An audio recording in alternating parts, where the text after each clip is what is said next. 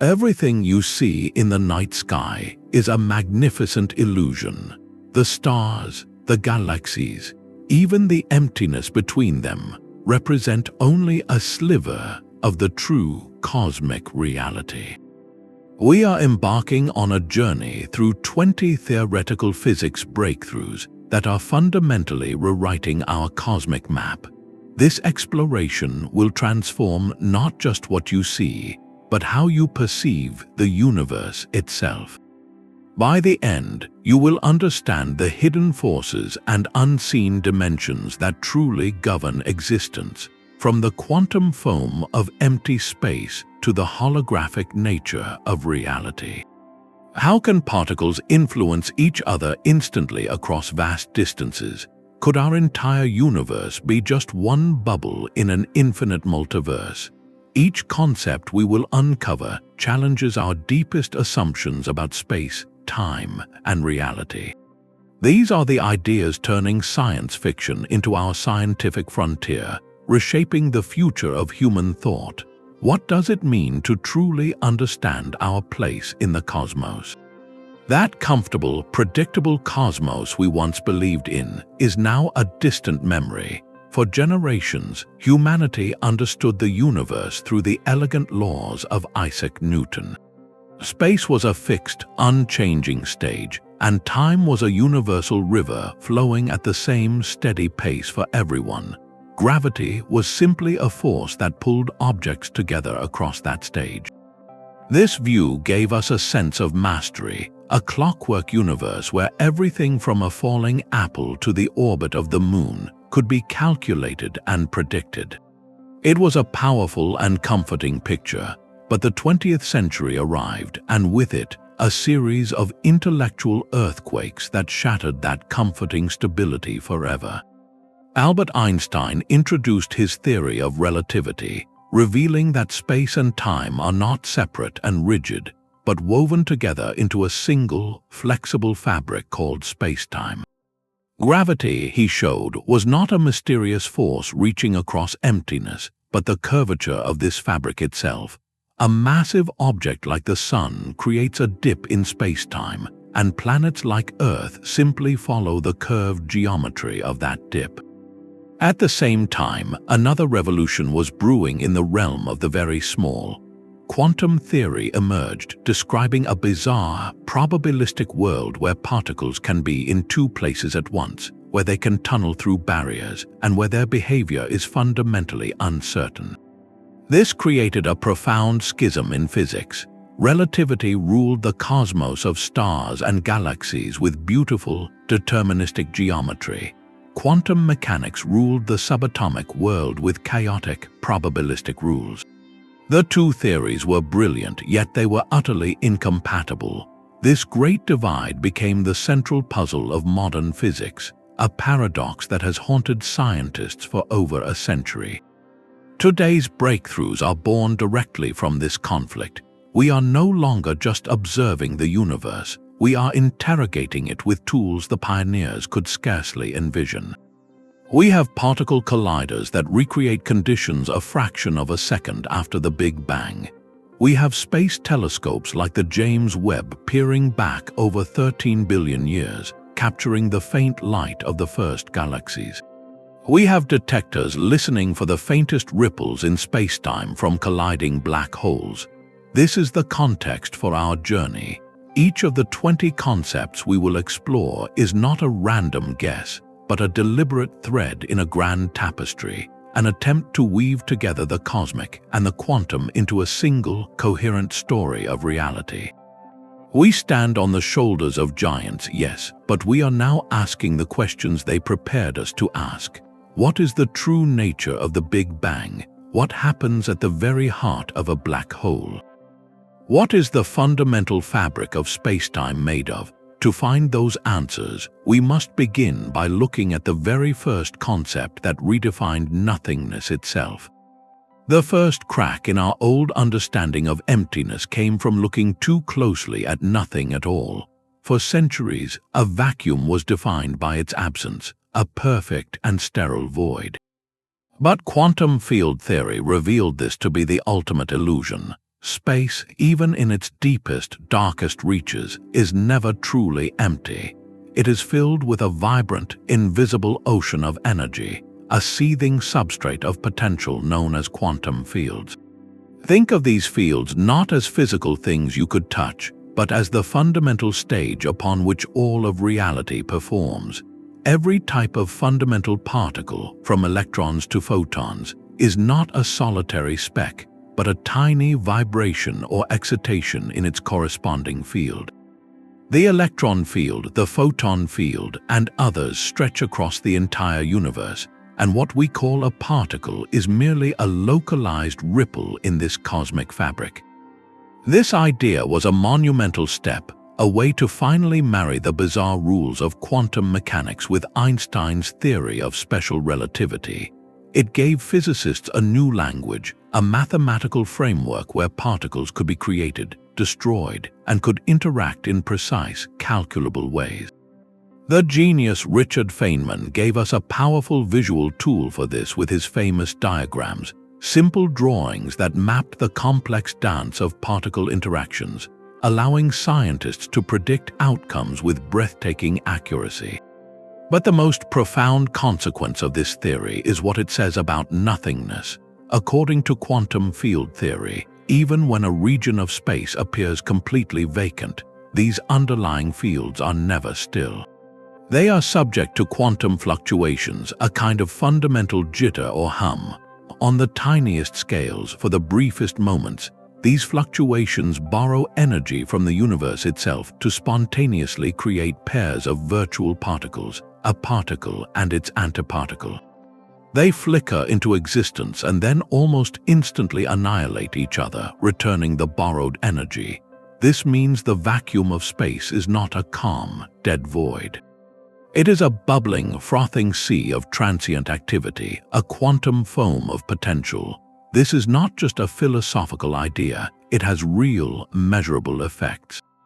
Take the Casimir effect, a remarkable demonstration you could almost call an experiment on nothing. If you take two perfectly smooth, uncharged metal plates and place them incredibly close together in a vacuum, they will be gently pulled toward each other. Why, in the empty space outside the plates, virtual particles of all wavelengths can flicker into being, but in the narrow gap between the plates, only certain wavelengths can fit. This creates a subtle pressure difference, a literal force exerted by the restless activity of empty space itself, pushing the plates together. This single observation shatters the classical notion of a passive vacuum. Quantum field theory forms the unshakable foundation of the standard model of particle physics, our most successful map of the fundamental forces and building blocks of the universe. It tells us that what we perceive as cosmic emptiness is actually a dynamic, energetic medium, the primary substance from which all matter and force briefly condenses. This revolutionary view of the vacuum as an active participant, not a passive stage, was the essential first step. It prepared our minds for an even more staggering idea, that this vibrant quantum vacuum might have once undergone a cataclysmic transformation, an event that set the entire visible universe in motion in a fraction of a second. If the quantum vacuum is a seething sea of potential, then cosmic inflation is the moment that sea erupted into a universe. The Big Bang, as we once pictured it, was not the beginning of everything, but rather a dramatic transition. It was the moment our local region of that energetic quantum field settled down, releasing its pent-up energy to create the hot, dense soup of particles that would become our cosmos. But what happened in that unimaginably brief instant before that? The theory of cosmic inflation, pioneered by physicist Alan Guth, provides a stunning answer. In the first tiny fraction of a second, a patch of that primordial quantum field found itself in a peculiar high-energy state. Think of it like a ball perched at the very top of a hill, a state of unstable but tremendous potential. And then it began to roll. As it rolled, it released energy, but in a profoundly counterintuitive way. Instead of heating up space, this energy caused the fabric of spacetime itself to stretch at an exponential, unimaginable rate. Space expanded faster than the speed of light, doubling in size over and over again in intervals so short they are almost meaningless to describe. In less time than it takes for light to cross a single proton, a region smaller than a subatomic particle was blown up to a size larger than our entire observable universe today. This solves profound mysteries in one elegant stroke. Why does the cosmos, in every direction we look, appear so remarkably uniform? Because it was once a tiny, connected region that was stretched smooth. Why is the geometry of space so flat, like a vast, endless sheet? Because inflation stretched any initial curvature to imperceptible levels, like blowing up a tiny, wrinkled balloon to the size of the Earth. But inflation's implications are even more radical than simply explaining our universe's smoothness.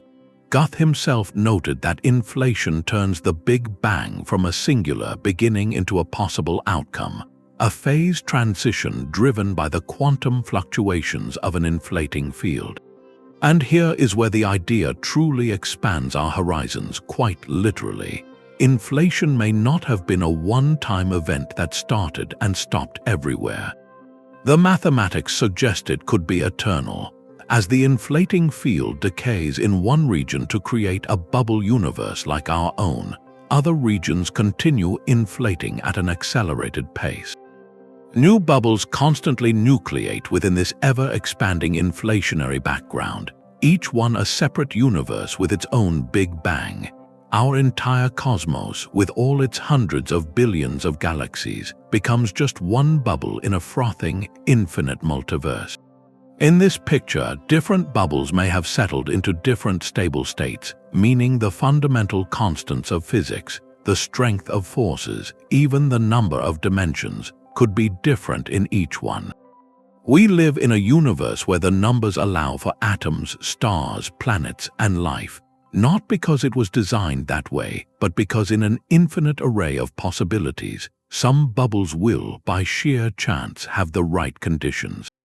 This transforms our place in the cosmos from the center of a single creation story to a possible outcome in a vast, perhaps infinite, cosmic landscape.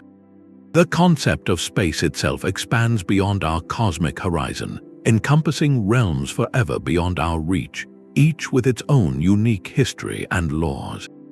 It is a humbling and exhilarating vision, born from the marriage of quantum uncertainty and gravitational physics, showing us that our greatest discoveries often reveal how much more there is left to discover. Our universe is missing nearly all of its matter. When Vera Rubin peered into the Andromeda Galaxy, she expected to see its outer stars moving slowly, gracefully tugged by the gravity of the galaxy's bright central core. The laws of physics demanded it. Instead, she found those distant stars whipping around at the same breakneck speed as those near the center, as if the entire galaxy were spinning like a solid plate. The only explanation that kept gravity intact was the presence of a colossal, invisible mass, a vast halo of something exerting a gravitational pull far beyond the glow of stars and gas. This something is dark matter, an unseen scaffold that holds galaxies together and weaves the largest structures in the cosmos. It is not merely hidden in shadow, it is fundamentally dark, not interacting with light at all. It does not shine, absorb, or reflect. It only makes its presence known through its immense gravitational handshake, bending the paths of stars and even the light from distant galaxies.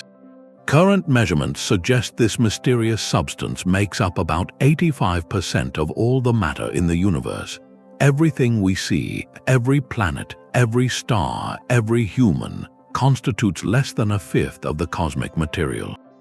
This is a staggering realization that the universe we observe is just the decorative icing on a cake whose substance we cannot see. To explain this, most physicists propose dark matter is a new type of fundamental particle, one that streams through you and your room right now, ghostly and undetectable by ordinary means. Elaborate experiments deep underground and in space are hunting for the faintest whisper of its presence, yet after decades of searching, it remains elusive. This persistent silence has led to a radical alternative, a challenge to the very laws that have guided physics since Newton.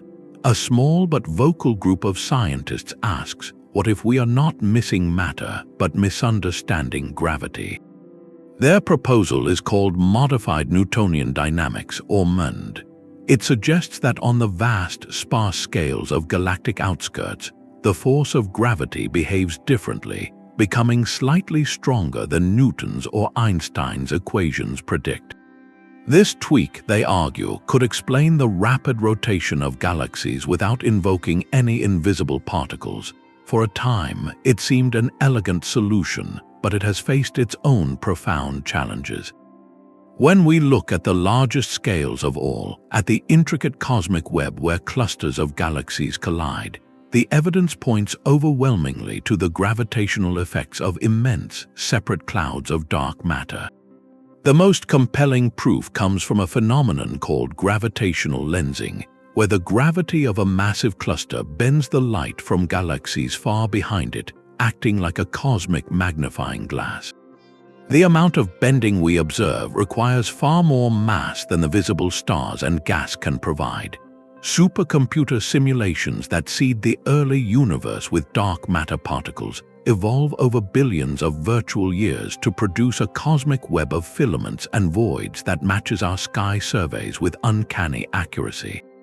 These simulations show how dark matter's gravity acted as a gravitational blueprint, pulling ordinary matter into its wells to form the galaxies we see. The debate is more than a technical disagreement. It is a fundamental fork in the road of human understanding. Do we fill the universe with a new, exotic form of particle that has evaded every direct search? Or do we rewrite one of the most successful theories in the history of science?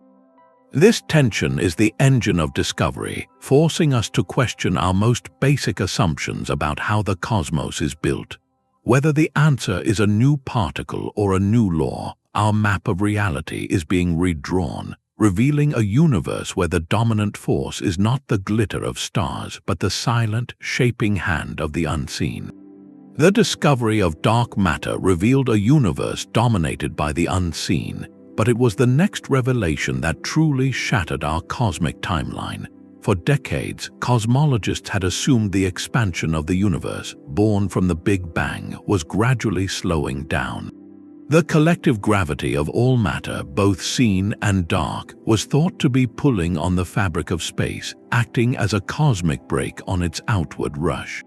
The great question was whether that braking force would one day pull everything back together in a big crunch, or if the expansion would simply coast to a slow, cold halt. Two independent teams set out to measure this deceleration by studying distant stellar explosions called Type 1, a supernova. These supernovae act as standard candles, their known intrinsic brightness allowing astronomers to gauge their distance with precision. By measuring how much the light from these explosions was stretched or redshifted by the expansion of space, they could chart how fast the universe was expanding at different points in its deep past. The results, announced in 1998, sent a shockwave through the scientific community. The most distant supernovae were fainter than they should have been. This meant they were farther away than expected, which in turn meant the universe was not slowing down at all. It was speeding up. The expansion of space itself was accelerating. It was as if you threw a ball into the air, expecting it to slow and fall back, only to watch it shoot away faster and faster into the sky. For this paradigm-shattering work, Saul Perlmutter, Brian Schmidt, and Adam Rees were awarded the Nobel Prize in Physics. Perlmutter later described the feeling of seeing the data, saying it was like stepping off a cliff, a moment of profound and humbling surprise. The force driving this acceleration was given a name that reflected our ignorance: dark energy. Calculations now suggest this mysterious repulsive energy makes up about 68% of the total energy density of the universe. Dark matter, for all its dominance, accounts for about 27%. Everything we consider to be the normal universe, all stars, planets, and galaxies, constitutes less than 5% of the cosmic budget. We are living in a universe where the dominant components are completely invisible and utterly mysterious. The leading candidate for dark energy is something Einstein himself proposed and then later discarded: the cosmological constant.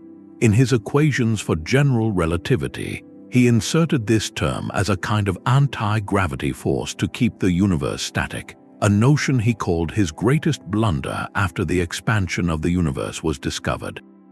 Ironically, his blunder may be his greatest legacy. The cosmological constant represents a constant energy density inherent to the vacuum of space itself. According to quantum field theory, empty space should be teeming with this vacuum energy. The problem is one of catastrophic scale. When physicists calculate the predicted strength of this quantum vacuum energy, the number they get is about 120 orders of magnitude too large. That is a 1 followed by 120 zeros, a number so incomprehensibly huge that if it were correct, the universe would have ripped itself apart in its first instant. The observed value of dark energy is incredibly tiny, but not zero. This staggering mismatch between prediction and observation is arguably the worst theoretical prediction in the history of science, and it points to a fundamental gap in our understanding. The implications for the cosmic future are stark. If dark energy remains constant, as the cosmological constant suggests, the acceleration will continue indefinitely. Distant galaxies will be pushed beyond our cosmic horizon, their light forever too stretched to reach us. Our local group of galaxies will merge into one giant elliptical galaxy, isolated in an ever-expanding void. The sky will grow dark. Future cosmologists will see only their own island universe, with no evidence of a broader cosmos, and the story of the Big Bang will be lost to time. This is the cold, lonely fate known as the Big Freeze. But is that future certain? We do not know if dark energy is truly constant. Could it evolve or decay, perhaps leading to a different, more dramatic end? The nature of dark energy is now the central question of cosmology, a puzzle that forces us to confront the very nature of nothingness and the possibility that empty space itself holds the key to the ultimate fate of everything. The profound mystery of dark energy forces us to ask an even more fundamental question: what is space itself truly made of? If the vacuum hums with energy and can stretch at unimaginable speeds, what is the underlying fabric that allows this to happen? For decades, our best description of particles as infinitesimal points has hit a wall, particularly when trying to merge gravity with quantum mechanics.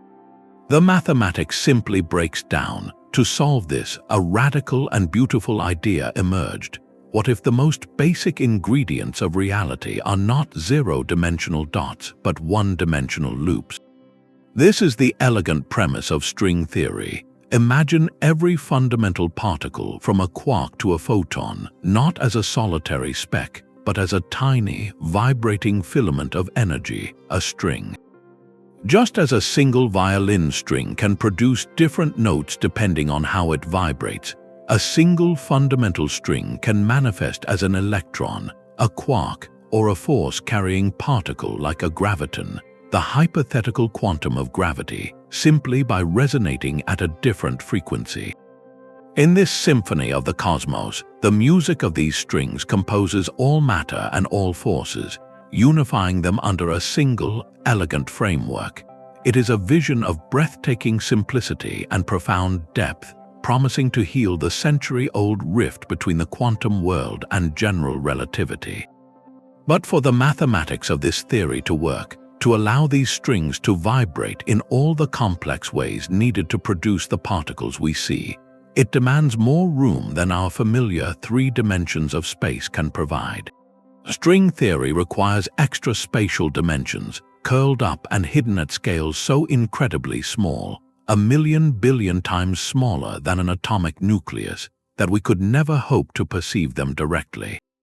Think of a long, thin garden hose seen from a great distance. It appears as a simple one-dimensional line, but up close you discover it has a second dimension, a circular cross-section curled tightly around its length.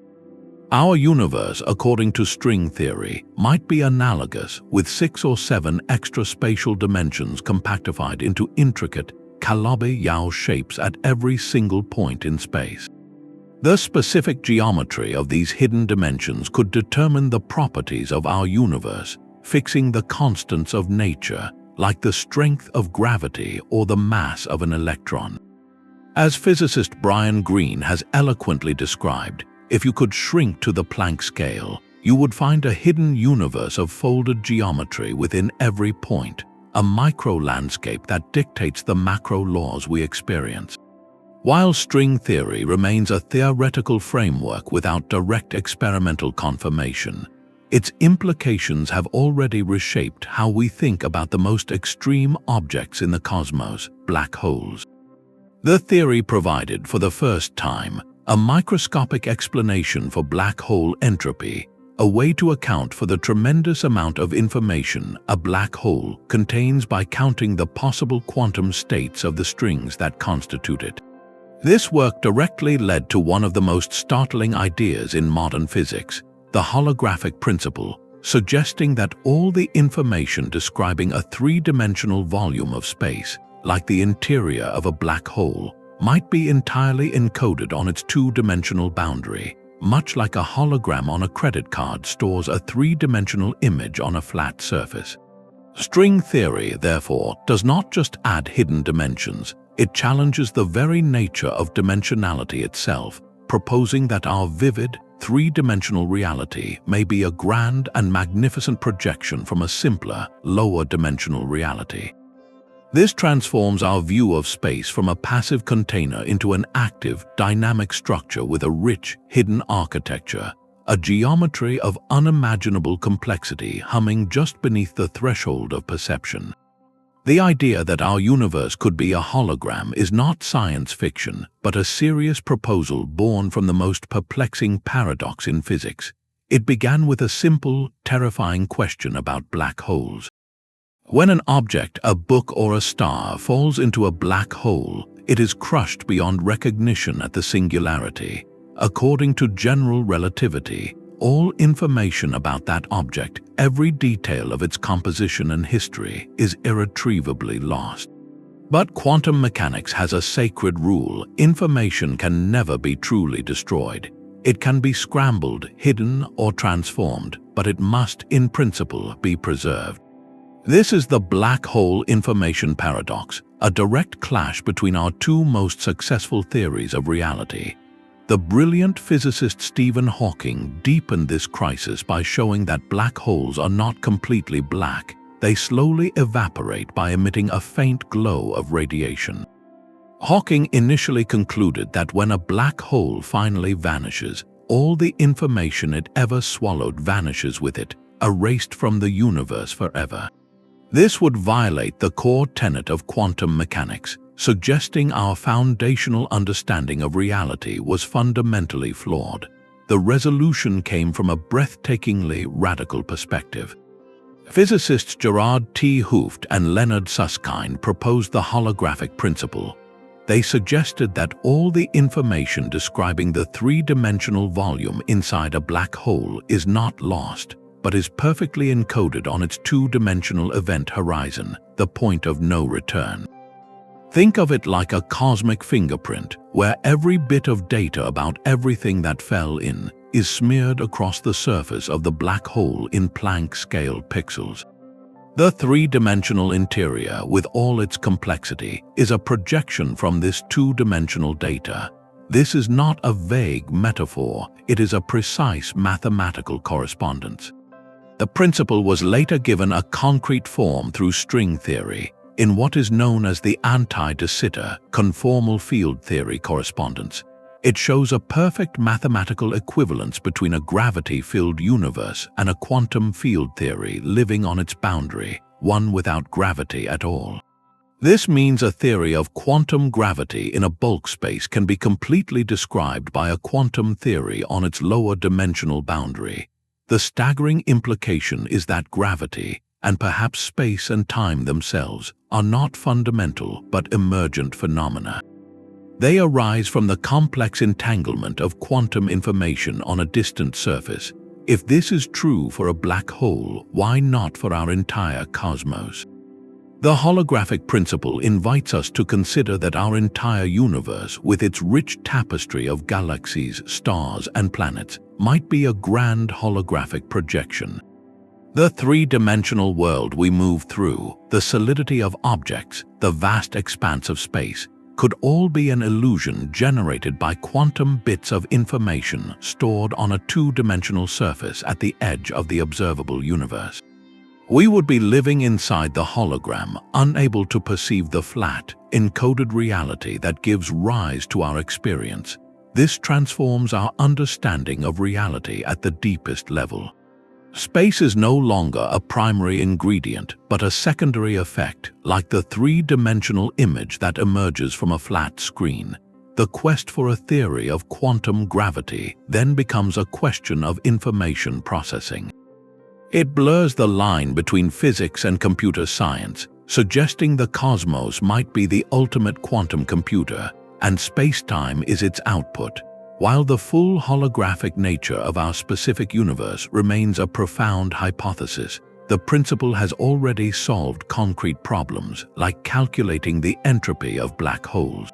It tells us that information is the most fundamental currency of reality, and that the universe is far stranger and far more interconnected than our senses could ever suggest. If our vivid three-dimensional world is a shadow on a wall, what casts the shadow, and what lies in the truer light beyond? String theory paints a universe of hidden dimensions, but another powerful idea suggests we need not look beyond our own. This is loop quantum gravity, a vision where space and time are not smooth and continuous, but woven from a fabric of tiny, indivisible threads.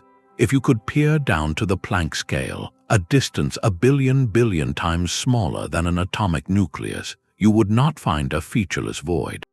Instead, you would encounter a vibrant, churning network of loops, the fundamental quanta of space itself. In this picture, geometry is not a background stage, it is a dynamic quantum entity.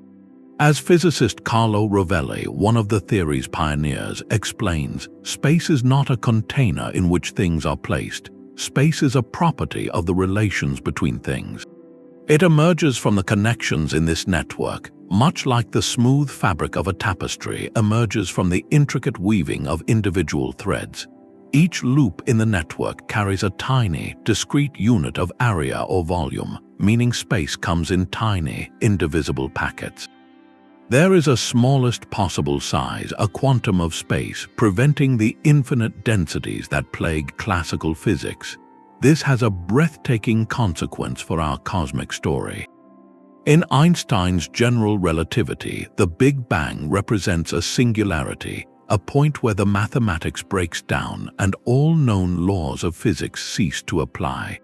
It is a true boundary to reality. Loop quantum gravity erases this boundary. As we rewind time, the universe contracts, but as it approaches the Planck scale, the quantum nature of spacetime itself creates a tremendous repulsive force.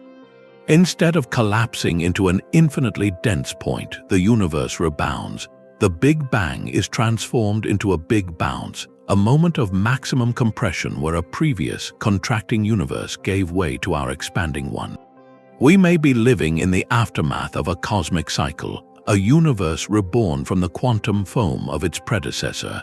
This theory provides a radically different path to unifying gravity with quantum mechanics than string theory. It does not require extra dimensions, working instead within the familiar three dimensions of space and one of time. It describes the fabric of reality using mathematical objects called spin networks, evolving through time as spin foam, capturing the quantized, relational nature of geometry. The implications are profound. If space is granular, then even the vacuum between stars has a subtle, discrete structure. At the most extreme energies, this granularity could slightly alter the speed of light for different colors, a potential signature future telescopes might one day detect. It reimagines black hole singularities not as points of infinite density, but as portals to new regions of spacetime, or as transient phases in the life of a star. Loop quantum gravity offers a universe that is granular, relational, and potentially cyclical, a cosmos with a finite, woven texture. It challenges the classical intuition of a perfectly smooth continuum, suggesting that at its heart, reality is stitched together from discrete quantum threads, weaving the tapestry of existence one tiny loop at a time. Einstein was deeply unsettled by a prediction of his own quantum theory. He called it spooky action at a distance, a phrase that captured his profound discomfort with the idea that two particles could influence each other instantly across any separation. This is quantum entanglement, a phenomenon so strange it seems to defy the very logic of space itself. Imagine creating a pair of particles in a single, linked quantum state. They could be photons, electrons, any fundamental bit of matter. According to the rules, these particles become a single, unified system, no matter how far apart they travel. Their properties, like spin or polarization, are not determined until one is measured. The astonishing part is this: the moment you measure one particle and force it to choose a state, its partner, even if it is now on the other side of the galaxy, immediately assumes the corresponding opposite state.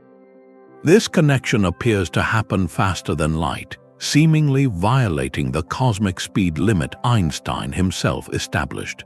For decades, physicists debated whether this was a real phenomenon or just a sign that our theory was incomplete, that the particles carried hidden instructions from the moment of their creation.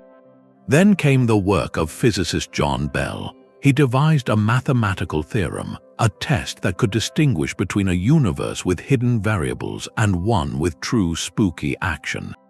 When experiments were finally performed, the results were unequivocal. The predictions of quantum mechanics held true, entanglement was real, and the universe was non-local. Connections can exist that transcend physical distance, weaving a web of instantaneous correlation that space itself cannot sever. This non-locality suggests that space may not be the fundamental separator we believe it to be.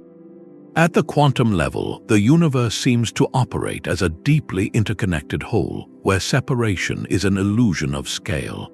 Pioneers like Anton Zeilinger have turned this profound mystery into powerful technology. Using entangled particles, they have achieved quantum teleportation, not of matter, but of the quantum state of a particle from one location to another without traveling through the intervening space. They have developed quantum cryptography, creating communication channels that are fundamentally secure, because any attempt to eavesdrop on an entangled signal would instantly disrupt the delicate link and reveal the intrusion. These are not just laboratory curiosities, they are the first practical applications of a reality that operates beyond our classical intuition. The implications ripple through our understanding of causality and information. If an effect can be correlated across vast distances without any signal traversing the space between, what does that say about the flow of time and cause and effect? It challenges the very notion that things must be close together to influence one another, hinting that the fabric of reality is woven with threads that bypass space entirely. This breakthrough points toward a universe that is holistic and deeply intertwined, where every part retains a ghostly connection to every other part, a cosmic tapestry whose true pattern exists in a realm beyond our conventional dimensions. The strange magic of quantum entanglement hints at a universe stitched together by invisible threads, but one theoretical bridge gives this idea a precise mathematical form.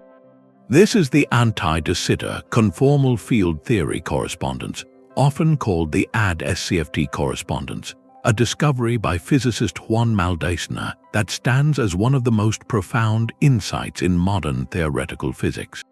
It provides a concrete, calculable example of the holographic principle in action, a dictionary that translates between two seemingly different worlds. On one side of this duality, we have a universe governed by gravity, described by string theory in a special kind of curved space called anti-de Sitter space. This space has a distinct boundary, much like the inside of an infinite soup bowl. On the other side, living exclusively on that lower dimensional boundary, is a quantum field theory, a system of particles that interact with each other but experience no gravity at all. The breathtaking claim of the correspondence is that these two descriptions are completely equivalent.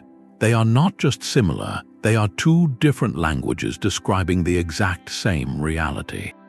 Every event, every process inside the gravity-filled bulk of that anti-de Sitter space has a perfect translation into the complex interactions of particles on its boundary. Gravity, in this picture, is not a fundamental force. It emerges from the collective, tangled behavior of the quantum system on the edge. Think of it like watching a three-dimensional movie. The rich, immersive experience of depth and motion you perceive is not inherent to the screen. It is generated from the flat, pixelated data projected onto it. In the same way, our experience of a three-dimensional world with gravity might be a grand illusion projected from a more fundamental, lower-dimensional quantum reality. This correspondence is far more than a philosophical statement. It is an incredibly powerful tool. For decades, physicists have struggled to understand certain exotic states of matter, like the quark-gluon plasma that filled the early universe or the strange behavior of some high-temperature superconductors. These are strongly coupled systems where particles interact so fiercely that traditional mathematical tools fail. The CFT correspondence offers a backdoor.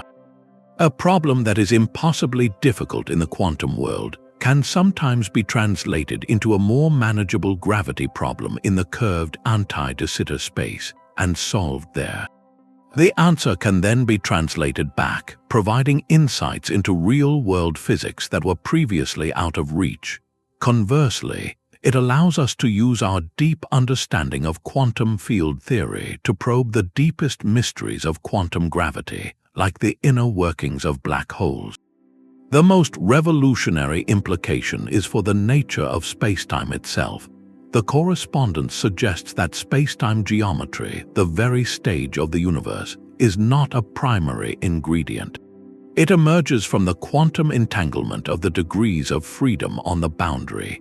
Where there is no entanglement, there is no connectivity, and thus no space. The fabric of reality is woven from these quantum correlations. This transforms our quest for a theory of everything. We are no longer searching for the fundamental particles of space and time, but for the fundamental rules of quantum information and entanglement from which space and time condense. It pushes the frontier of our conceptual understanding, asking us to consider that the solidity of the world around us, the vast distances between stars, and the force of gravity that holds galaxies together are all secondary phenomena, a magnificent holographic projection from a simpler, stranger, and more fundamental quantum reality existing at the very edge of everything we know.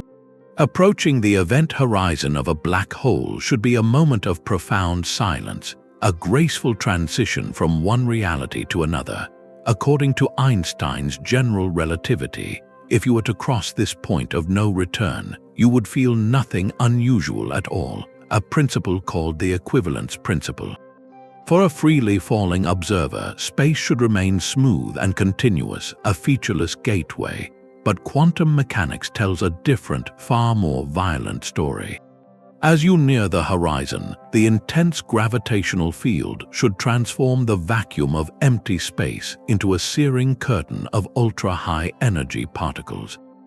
This is the black hole firewall paradox, a theoretical inferno that threatens to burn down the foundations of modern physics. The paradox arises from trying to reconcile three cherished principles that all seem true. First, quantum mechanics demands that information is never destroyed. It must be preserved or unitarity is violated. Second, the equivalence principle insists that crossing the event horizon is an unremarkable, smooth experience. Third, quantum field theory suggests that an observer falling in should see only empty space, while an observer hovering outside should see the horizon glowing with thermal radiation, a result of the quantum vacuum being torn apart.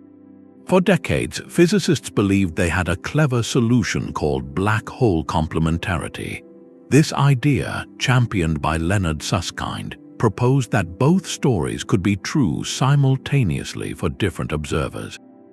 The information about what fell into the black hole could be both reflected in the Hawking radiation leaking out and also present inside, with no single observer able to see both copies to witness a contradiction. It was a cosmic version of having your cake and eating it too, preserving both quantum rules and Einstein's smooth spacetime. But in 2012, a team of physicists led by Ahmed Olmary performed a new calculation that shattered this delicate compromise. They argued that for information to escape in the Hawking radiation, the connections or entanglement between the radiation and the interior of the black hole must be severed. This severing, however, would release a catastrophic amount of energy right at the event horizon. The smooth gateway would become a literal wall of fire, incinerating anything that approached. As physicist Joseph Polchinski, who helped pioneer the paradox, starkly put it, you would not just die, you would be obliterated before you even crossed the threshold. This forces a brutal either-or choice.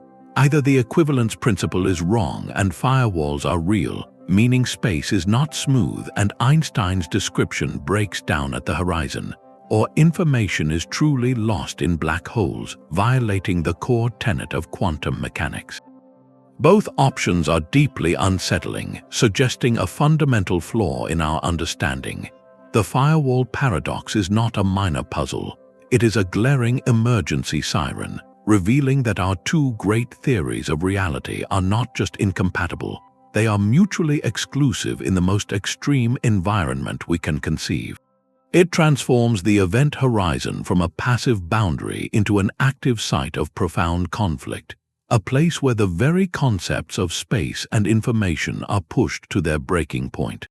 This crisis is now a powerful engine driving the search for quantum gravity, forcing theorists to ask what truly happens when the quantum world meets the edge of a black hole, and whether our very idea of locality, of things happening in a specific place, must be abandoned to find the answer.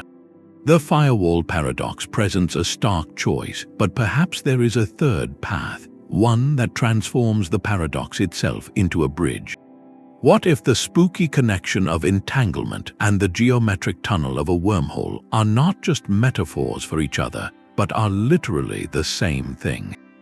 This is the astonishing conjecture known as ER equals EPR, a proposal by physicists Leonard Susskind and Juan Maldacena that aims to resolve the crisis by reimagining the fabric of reality.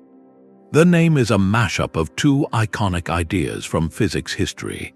ER stands for the Einstein-Rosen bridge, the formal name for a wormhole, a hypothetical tunnel through spacetime connecting two distant points. EPR stands for Einstein-Podolsky-Rosen, the authors of the famous paper that first highlighted the paradox of quantum entanglement. The equation boldly declares that these are equivalent. An entangled pair of particles, like two electrons with linked spins, are not merely sharing information faster than light. They are, in a profound geometric sense, connected by a microscopic wormhole. The entanglement is the wormhole. This idea provides a stunningly elegant escape from the firewall. If the two particles are connected by a Planck-scale bridge in the geometry of spacetime, then the information about what fell into the black hole is not duplicated. It simply travels through this hidden corridor, exiting via the Hawking radiation in a way that preserves both the laws of quantum mechanics and the smooth experience of crossing the horizon. There is no need for a destructive firewall because the information has a secret pathway through the fabric of reality itself. The implications of this are universe-altering. It suggests that quantum entanglement is not some ghostly correlation that happens in spite of space, but is the very thing that stitches space together. Every entangled pair in the universe, from lab-created particles to those linked in the early cosmos, represents a tiny thread in the cosmic tapestry. The vast, interconnected network of these quantum links could be what generates the geometry of spacetime we experience. Space is not a container, it is a manifestation of quantum connectivity. Where there is no entanglement, there is no space. This turns our view of the cosmos inside out.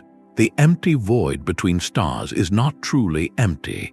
It is saturated with an invisible web of these geometric connections, a quantum foam of potential wormholes. It offers a radical new language for unifying general relativity and quantum mechanics. Gravity and geometry emerge from the collective behavior of entangled quantum systems. The conjecture also reopens a tantalizing, though highly theoretical, door, the possibility of traversable wormholes. If enough quantum entanglement could be carefully manipulated and stabilized with exotic forms of matter, perhaps these microscopic bridges could be coaxed into a macroscopic tunnel, a shortcut across the universe. While the engineering challenges are beyond any foreseeable technology, the principle suggests that the science fiction dream of wormhole travel is not forbidden by the laws of physics, but is woven into their deepest quantum geometric nature. ER equals EPR transforms entanglement from a puzzling quantum side effect into the fundamental architect of reality.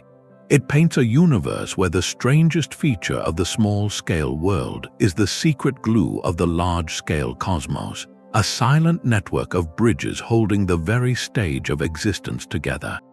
Even the most successful tools can obscure a deeper truth. For decades, physicists have relied on a brilliant visual language to predict how particles collide and interact, the Feynman diagram. These deceptively simple sketches, with their squiggly lines and loops, represent the complex mathematical pathways a particle interaction can take. They are the workhorse of particle physics, responsible for predictions of stunning accuracy. Yet beneath their utility lies a profound inefficiency. To calculate the probability of a single particle collision, you must sum the contributions from an infinite number of these diagrams, a process so computationally heavy it can choke even the most powerful supercomputers. It is as if the universe's instruction manual was written in a language of immense, repetitive complexity. What if there was a simpler, more elegant language hidden beneath? This is the promise of the Amplituhedron, a geometric object of breathtaking beauty that seems to bypass our conventional notions of space and time entirely. Developed by physicist Nima Arkani-Hamed and his collaborators, the Amplituhedron is not a physical object in our universe. It is a purely mathematical shape existing in an abstract, higher-dimensional space.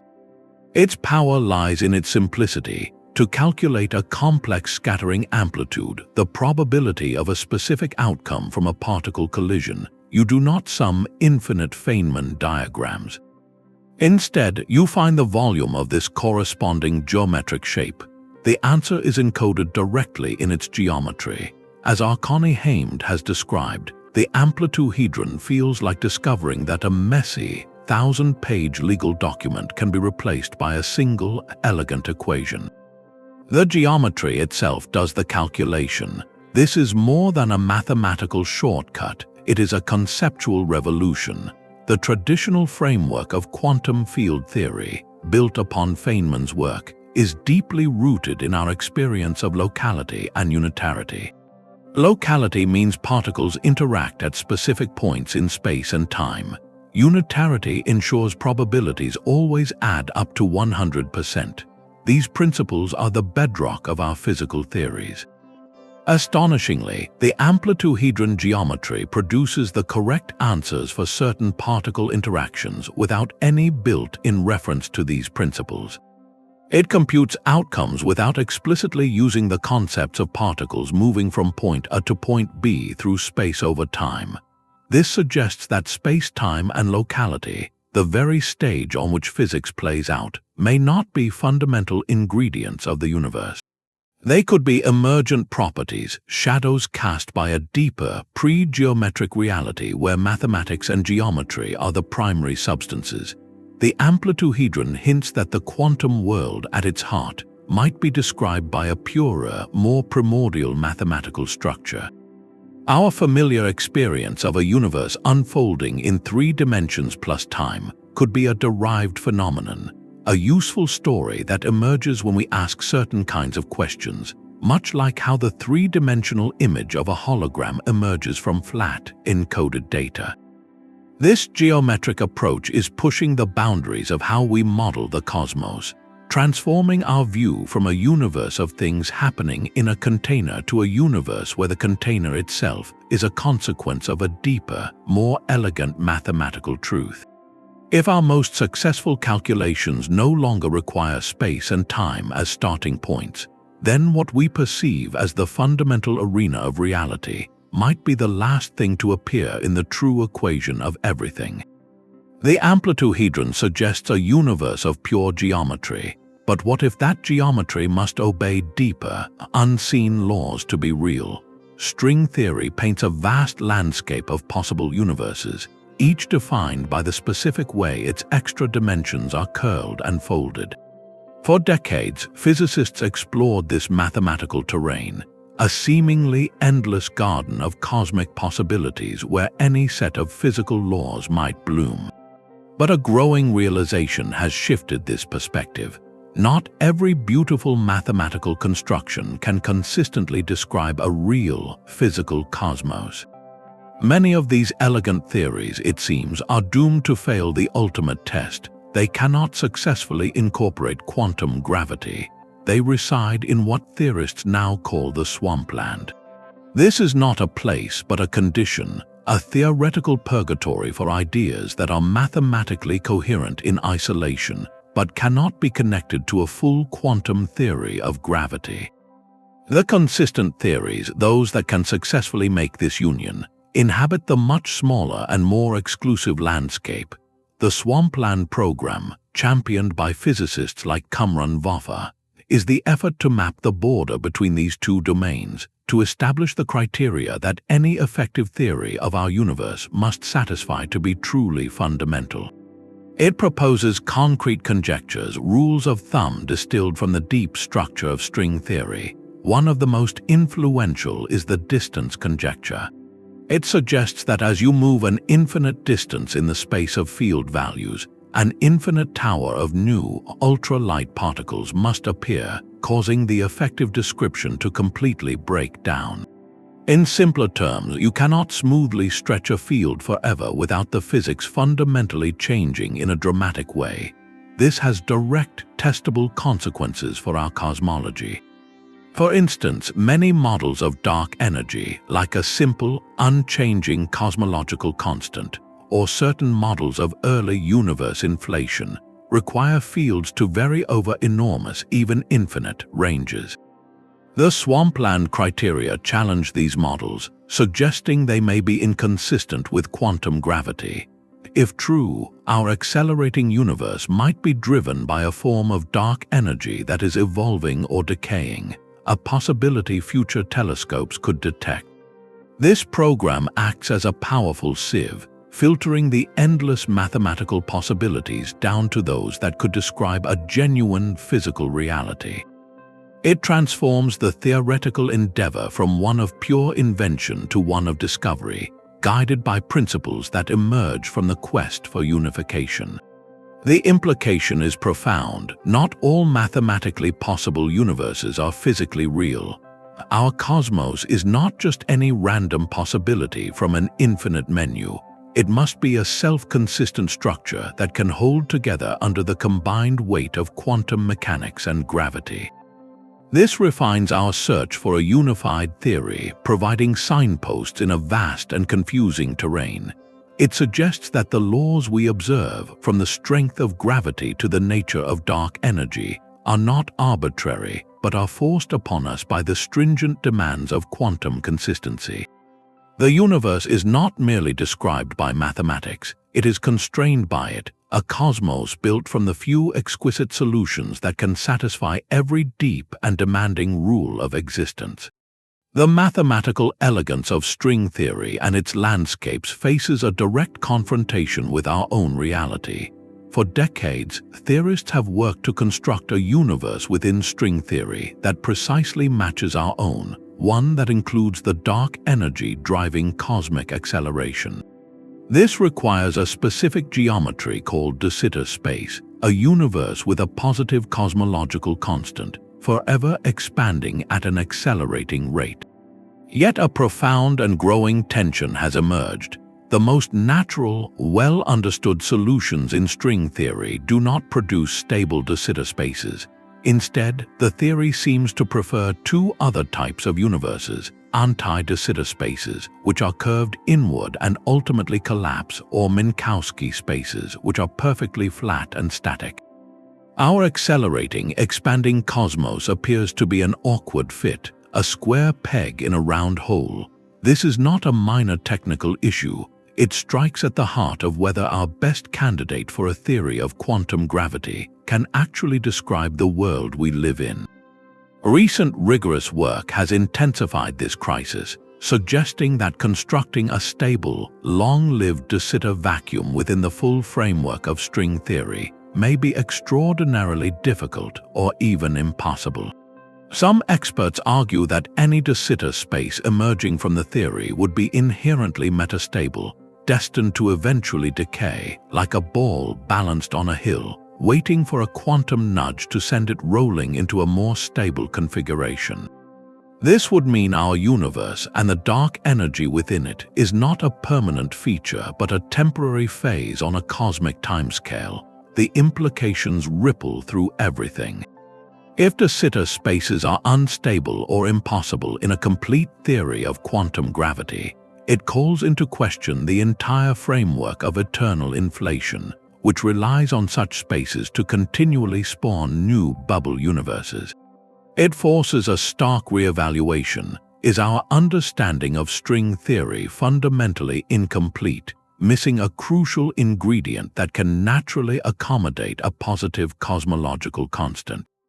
Or does this tension point to a different, deeper truth, that dark energy is not a constant vacuum energy at all, but something more dynamic, like a field that is slowly evolving or decaying? This breakthrough transforms our view from building models to interrogating the very consistency of our cosmic description. It is a moment of profound scientific humility, where the universe itself seems to be challenging the mathematical structures we have invented to explain it. The de Sitter space tension is not a dead end, but a powerful guidepost forcing theorists to refine their ideas, to seek new principles, or to consider that the ultimate nature of dark energy may be stranger and more transient than we ever imagined. A universe where gravity was not the weakest force would be a place of impossible extremes. Picture a single electron, its tiny electric charge creating a repulsive force that overwhelms the gravitational pull of an entire planet. This staggering imbalance is not a cosmic coincidence, but according to a profound theoretical insight, it may be a fundamental law of existence. This is the weak gravity conjecture, a principle that emerges from the deep structure of string theory and the Swampland program. It boldly states that in any universe consistent with quantum gravity, gravity must always be the weakest force for any object that carries a charge.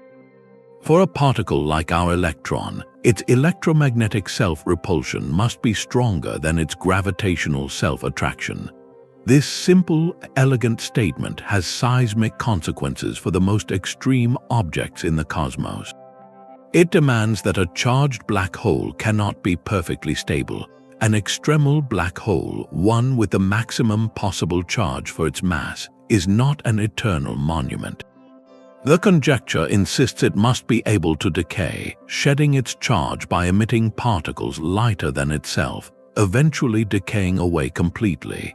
This process provides a cosmic escape clause, preventing the existence of absolutely stable, charged remnants that could otherwise violate the principles of quantum theory. As physicist Kamran Vafa, a key architect of these ideas, has noted, such conjectures are like finding the rules of the game. The hidden consistency conditions that separate possible mathematical fantasies from physically real universes. This directly bridges the world of particle physics with the realm of black holes. If gravity must be the weakest force, it implies the existence of new, light particles in nature, because for the conjecture to hold, there must be particles with a charge-to-mass ratio large enough to ensure electromagnetic forces dominate. This has a powerful, practical effect. It can rule out entire classes of proposed dark matter candidates, certain hypothetical particles that are too heavy and weakly interacting would violate this principle, placing them firmly in the swampland of inconsistent ideas. The weak gravity conjecture transforms our perspective on the hierarchy of forces. The fact that gravity is astronomically weaker than electromagnetism or the nuclear forces is not an accident of our particular universe, but a necessary feature of any cosmos that can coherently unite quantum mechanics and gravity. It suggests the fabric of reality has built-in safety valves, ensuring that no single force can dominate to the point of creating paradoxical eternal objects. This idea reshapes predictions about the ultimate fate of black holes and the necessary spectrum of particles across the universe, weaving a tighter, more interdependent web between the laws of the very small and the geometry of the very large. The seeds of galaxies may have sprouted from a realm where space itself has no meaning. As cosmic inflation stretched a microscopic patch of the universe into our entire cosmos, it performed a strange alchemy on the quantum foam. Tiny fluctuations, wrinkles in the fabric of spacetime born from quantum uncertainty, were blown up to astronomical proportions, eventually becoming the gravitational seeds for galaxies and clusters. But here lies a profound conceptual cliff. The most rapid stretching of inflation occurred on scales far smaller than the Planck length, a distance so minute that our classical notions of a smooth, continuous geometry must break down. This is the Trans-Planckian Problem. We are tracing the genealogy of cosmic structures back to a moment when the very idea of a wavelength, of a ripple in space, loses its definition. How can we trust the predictions of inflation if its most crucial mechanism originates in a domain where our physics is fundamentally incomplete? The problem forces cosmologists to confront the boundary between the known and the unknowable. It asks what happens to a quantum fluctuation when it is stretched from a scale a billion times smaller than a proton to one larger than a galaxy, passing through that mysterious Planckian threshold where gravity and quantum mechanics become inseparable. To navigate this, theorists have proposed fascinating alternatives. Some models introduce non-linear dispersion relations, where the relationship between a wave's energy and its momentum changes dramatically at those extreme scales, like sound moving differently through a super-dense medium. Others look to frameworks like string gas cosmology, where the earliest universe is envisioned as a hot, tangled gas of the fundamental strings of string theory, with structure arising from their collective vibrations rather than from inflationary stretching alone. The thrilling possibility is that this is not just a theoretical headache, but a hidden opportunity. If the Trans-Planckian physics left a distinctive fingerprint on those primordial ripples, that signature could be imprinted on the oldest light in the universe, the cosmic microwave background. Future observatories with exquisite sensitivity might one day detect subtle statistical patterns or polarizations in this ancient glow that deviate from standard inflationary predictions. Such a discovery would be monumental. It would mean that by mapping the vast distribution of galaxies and the faint afterglow of the Big Bang, we are indirectly reading the quantum gravitational code that operated when the cosmos was smaller than a single quantum of space. The largest structures we see would carry a permanent memory of the universe's granular, pre-geometric infancy. This transforms our quest from observing the cosmos to forensic archaeology on the fabric of reality itself, searching for scars from its first moments of existence when the rules of space and time were being written. Our material universe is a cosmic accident, a fortunate imbalance written into the first moments of time. According to our best theories, the Big Bang should have created equal amounts of matter and antimatter. For every proton born, an antiproton should have appeared. For every electron, a positron. These opposing particles, when they meet, annihilate in a flash of pure energy. If the early cosmos had been perfectly symmetrical, all matter and antimatter would have mutually destroyed each other, leaving behind a universe of radiation, empty of atoms, stars, or planets. Yet here we are. Everything we see, from the ground beneath our feet to the most distant galaxy, is made of matter. This overwhelming dominance, known as the Barrian asymmetry, is one of the most profound conditions for our existence. The question is not merely academic, it is deeply personal. Why is there something rather than nothing, and specifically, why is that something made of the stuff we are made of? The answer lies in a set of conditions proposed by physicist Andrei Sakharov. For matter to win out, the early universe needed processes that violated certain symmetries, operated out of thermal equilibrium, and did not conserve baryon number, the quantity that distinguishes matter from antimatter. One elegant solution is a process called leptogenesis. It centers on the ghostly neutrino, a particle that barely interacts with anything. The theory proposes that in the extreme heat of the newborn cosmos, extremely heavy, hypothetical neutrinos existed. As these particles decayed, they did so in a slightly biased way, violating what is known as CP symmetry. This is a subtle preference where particles and their antiparticle counterparts decay at different rates. Through this asymmetric decay, a small excess of leptons, like electrons and neutrinos, was generated. This lepton excess was then converted through intricate electroweak interactions into an excess of baryons, the protons and neutrons that form atomic nuclei. The numbers are staggering in their precision. For every 10 billion matter-antimatter pairs that annihilated in the primordial fire, a single particle of matter survived. That 1 in 10 billion remnant is the seed for every galaxy, star, and living being in the cosmos. We are the residue of an ancient, microscopic preference. Today, experiments deep underground and with powerful particle colliders are hunting for the fingerprints of this process. They are measuring the properties of neutrinos with exquisite precision, searching for signs that they are their own antiparticles, and looking for any violation of CP symmetry in their behavior. Each finding helps piece together the story of how our material universe came to be. This breakthrough forever links the fate of the cosmos to the quantum behavior of its smallest constituents. It frames our entire reality not as an inevitable outcome, but as the result of a delicate, broken symmetry at the dawn of time. The stars above are not just nuclear furnaces, they are monuments to a fundamental bias in the laws of physics, a tiny tilt in the quantum scales that made all the difference. The universe's preference for matter is a ghostly echo of a deeper symmetry. To explain why matter dominates, physicists had to propose a subtle asymmetry in the laws themselves. Yet another symmetry in nature's code seems to be perfectly preserved, a fact that is equally puzzling and demands its own solution. This is the strong CP problem, a mystery in the theory of the strong nuclear force that binds quarks together inside protons and neutrons.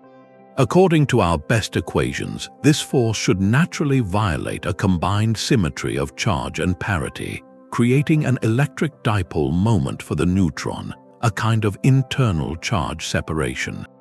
Experiments, however, have searched with incredible precision and found nothing. The neutron is perfectly symmetrical to an astonishing degree. Why is the strong force so impeccably symmetric when other forces are not? This puzzle opened the door to a hypothetical particle with the power to solve two of cosmology's greatest riddles at once, the axion. Proposed by physicists Roberto Pexi and Helen Quinn, the axion is a light, neutral particle that emerges as a natural consequence of restoring this missing symmetry to the strong force. Its existence would elegantly explain why the neutron shows no electric dipole moment. But the axion story did not end there. As theorists explored its properties, they realized something remarkable. If axions were produced in the hot, dense conditions of the early universe, they would be incredibly numerous, exceedingly light, and move very slowly, behaving not like a swarm of discrete bullets, but like a pervasive, coherent field oscillating throughout all of space. This description matches the requirements for a form of dark matter known as cold dark matter. The axion, born to solve a particle physics puzzle, suddenly became a prime candidate for the invisible substance that shapes the cosmos. Unlike other proposed dark matter particles, axions would be extraordinarily light, potentially billions of times lighter than an electron. Their collective behavior would be wave-like, a vast, rippling ocean filling the galaxy, its gravitational pull guiding the motion of stars. This could perfectly explain the flat rotation curves of galaxies without the need for any modification to gravity. The search for this elusive particle is now a grand experimental quest. Projects like the Axion Dark Matter Experiment, a DMX, use powerful magnetic fields inside supercooled cavities, hoping to coax a hidden axion into revealing itself by converting into a faint microwave photon. As researcher Leslie Rosenberg, who leads the DMX effort, has described, it is like tuning a cosmic radio across a band of frequencies, listening for the whisper of a particle that might constitute most of the matter in the universe. Intriguingly, the axion might have left other clues. Some observations of stellar cooling, particularly in red giant and white dwarf stars, suggest they are losing heat faster than standard models predict. An axion streaming out from the stellar core could carry away that excess energy, offering a tantalizing hint that we are already seeing its indirect effects in the night sky. This breakthrough transforms our view of dark matter from an abstract gravitational necessity into something with a specific, testable identity rooted in fundamental symmetry. It suggests the invisible mass weaving the cosmic web might not be a collection of discrete particles, but a unified, oscillating field, a subtle vibration in the fabric of reality itself. The axion represents a beautiful convergence where a solution crafted for the quantum world inside the atom may also hold the key to understanding the architecture of the universe on its grandest scales. A second after the Big Bang, the universe was a sea of ghostly particles. Before atoms could form, before light could travel freely, the cosmos was dominated by an immense flood of neutrinos. These elusive particles, born in the first fiery instant, still stream through the universe today, forming a faint relic radiation field that predates even the oldest light we can see.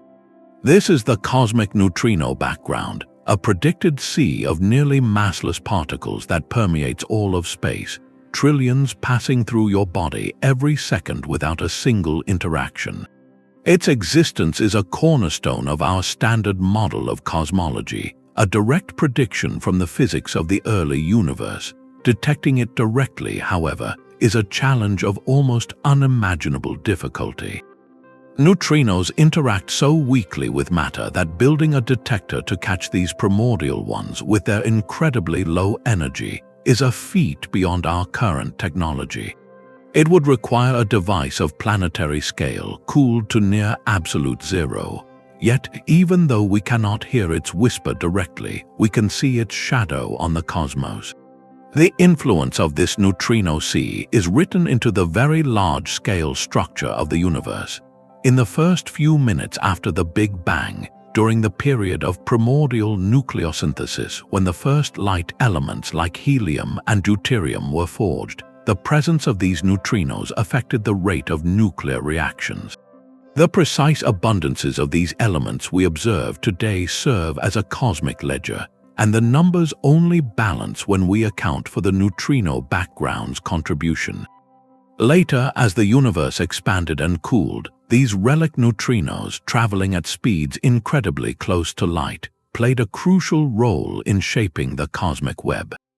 Their immense numbers and high velocity meant they could stream freely out of regions of dense matter, smoothing out the earliest gravitational seeds on the smallest scales. This suppression left a subtle but detectable signature in the distribution of galaxies we see today, a slight smoothing of the clustering pattern on smaller scales that matches predictions perfectly. This breakthrough adds a profound new layer to our cosmic history. While the cosmic microwave background gives us a snapshot of the universe 380,000 years after the Big Bang, the cosmic neutrino background offers a glimpse into a far earlier epoch, just 1 second after creation. It is a window into a time when the cosmos was a dense, opaque soup of fundamental particles, 1 billion times hotter than the core of our Sun. By studying its inferred effects, we gain a unique probe of the universe's thermal evolution and the behavior of neutrinos when they were the dominant actors on the cosmic stage. It confirms that our story of the Big Bang is not just about light and atoms, but about an entire hidden population of particles that helped sculpt the universe in its first fleeting moments, their silent passage forever etched into the architecture of everything. The universe behaves like a cosmic computer. Its laws are precise, its evolution follows deterministic and probabilistic rules, and its most fundamental level appears to be pure information. This observation leads to the most provocative idea on our list, the simulation hypothesis, which asks if our entire reality might be an advanced digital construct. Philosopher Nick Bostrom formalized this thought experiment, arguing that if a civilization could ever reach a post-human stage capable of running vast, ancestor-like simulations, then the number of simulated beings would vastly outnumber those in the base reality. Statistically, we are more likely to be among the simulated. While this is not a traditional physics theory with equations, it resonates with trends in our own technology and with deep principles emerging from theoretical physics. We are already creating increasingly complex virtual worlds, and the trajectory suggests future simulations could become indistinguishable from reality for their inhabitants. As astrophysicist Neil deGrasse Tyson has mused, given the exponential growth of our computational power, the idea that we are someone else's simulation is not far-fetched and might even be likely. The hypothesis gains a surprising amount of traction from the informational nature of modern physics. The holographic principle tells us that a three-dimensional universe can be encoded on a two-dimensional surface. Quantum mechanics reduces particles to probabilistic information states until observed. Even the fabric of spacetime in theories like loop quantum gravity is composed of discrete, quantized bits. If reality at its core is about information processing, then the universe operates on rules eerily similar to a computational system. This transforms our perspective in a fundamental way. Instead of asking what the universe is made of, we might ask what program it is running. The laws of physics become the source code, the constants of nature are the fixed parameters, and the evolution from the Big Bang to today is the execution of a grand algorithm. Glitches in this code might even be observable, perhaps as subtle anomalies in the cosmic microwave background, or as unexpected violations of symmetry at high energies. The simulation hypothesis challenges the very fundamentality of physical laws, suggesting they are not eternal truths but the local rules of a particular simulation. It invites us to reconsider the nature of reality itself from a purely computational perspective, where space, time, and matter are emergent phenomena generated by an underlying process of information exchange. Whether we are in a simulation or not, the value of this idea is profound. It forces us to see the cosmos not as a dead mechanical clockwork, but as a dynamic informational process, a universe that computes itself into existence. Our journey ends not with a final answer, but with a new way of seeing. We began by peering into the quantum foam of empty space and have traveled across a cosmos where dark matter weaves invisible scaffolds and dark energy propels an accelerating horizon. We have explored universes woven from vibrating strings, glimpsed reality as a holographic projection, and considered the possibility that our entire cosmos might be a grand computation. Each of these 20 breakthroughs represents a fundamental shift, a crack in the old, comfortable model of a passive universe. They collectively reveal space not as a static stage, but as a dynamic, relational, and deeply mysterious participant in the cosmic story. It is an entity that can stretch, warp, emerge from quantum information, and perhaps even be woven from threads of entanglement. This metamorphosis in understanding is a testament to the relentless engine of human curiosity. For centuries we mapped the stars, now we are mapping the very fabric of existence, interrogating the vacuum and listening for the echoes of hidden dimensions. These theories, born from mathematical beauty and bold imagination, are more than abstract puzzles. They are the blueprints for tomorrow's reality. The quantum principles that once seemed purely philosophical now underpin emerging technologies, from unbreakable encryption to sensors of unimaginable sensitivity. The quest to understand dark energy and quantum gravity may one day unlock insights into energy, propulsion, or communication that we cannot yet fathom.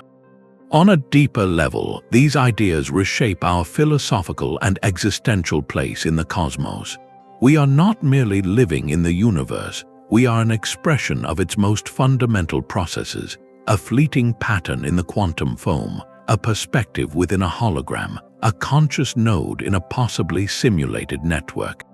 This perspective is both humbling and empowering. It tells us that the universe is far stranger, more interconnected, and more wonderful than our ancestors ever dreamed. The greatest mystery is no longer just what lies beyond the next star, but what lies beneath the very concept of space itself. As you look up at the night sky tonight, remember that the vast darkness is not empty, but alive with potential, threaded with unseen forces, and possibly just one layer of a reality richer than we can perceive. If this exploration has shifted how you see your place in the cosmos, we would love to hear your reflections. Share your thoughts in the comments below, and subscribe to continue this voyage to the very frontiers of understanding. Thank you for joining this journey through the theories that are transforming how we see space, time, and reality.